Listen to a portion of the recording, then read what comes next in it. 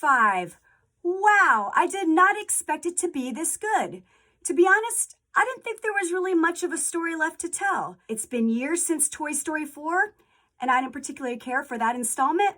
And besides the theme park attractions, I just didn't really care anymore for this franchise. But I was so surprised. This movie is fun, it's heartfelt, it's adventurous. I was just smiling ear to ear, and it's sometimes getting a little teary-eyed. It was that good. So what can you expect from this movie? What is this movie about? No spoilers.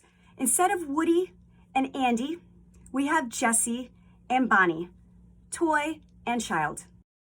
So what's the big dilemma with toys? Well, it's toys versus tech. What a timely thing to discuss, because we're all stuck to devices. When Toy Story came out in the mid-90s, this is the time of Nintendo 64 and the first Sony PlayStation. And this was a big issue back then. Kids being creative and playing outdoors and actually playing with toys or video games. Well, fast forward now, and this is exactly what this movie talks about. And it brings up the question of what is play? Real play. Is it being fixated on a screen? Or is it being as Bonnie is? Interactive with her toys, imagination. That's her thing. That is her joy. And that's what's so touching to see about this movie. We're looking at tech versus toys. The big fear throughout the franchise when it comes to the toys is, are they going to be forgotten? Do their children who they love outgrow them? Do they end up being donated or put into a box in the garage, or in some instances literally mangled and destroyed and become totally neglected?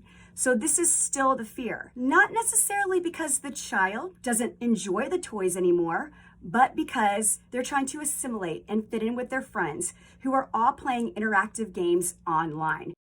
What's so great about the Toy Story franchise is the toys really care about their kids. We saw with Woody and Andy, and now it's with Jessie and Bonnie. They really want the best for the child and them to be happy and to be social. And that's just wonderful to see. At first, I wasn't sure how much I liked Jessie.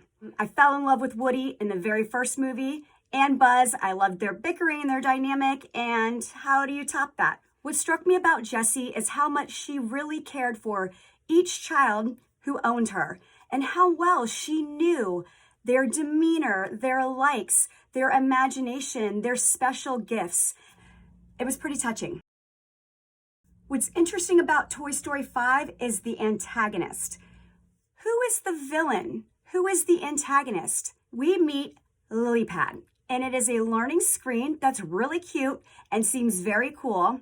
And at first you're like, okay, tech is the enemy and it's a threat to the toys. But there's really a larger factor here, and that is the social dynamic. It's also about Bonnie having a problem making friends with her classmates, with her dance group. She's shy. She just doesn't play the same way. She doesn't relate. And all of the children her age seem to be attached to their Lilypad. She feels that if she's now going to play these interactive games, she's going to actually have friends. Which brings the question, what is the antagonist of this movie?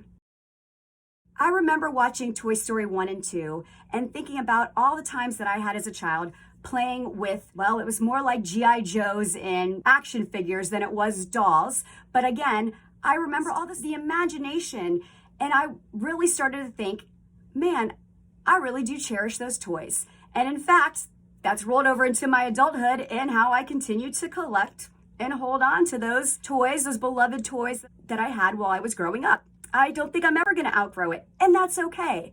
Or that's another thing that this movie brings forward. Be yourself. Like yourself. Find your people. Another thing that was great about this movie was the fan experience. To see moviegoers of all ages, adults who probably saw the original Toy Story in theaters in the 90s, now bringing their own children. They passed out, and I got a Buzz Lightyear card, and this is for Dolby Cinemas. Really cool. It was just a real joy to see. And I know I'm coming in strong here, rating this movie a 9 out of 10. But you know what? I just enjoyed it. It wasn't message heavy. It was something that I felt like I could relate to in my adult self and back in the day in my childhood. If you're looking for a strong kickoff for the summer movie season, Toy Story 5 is it. If you like the video, please like and subscribe.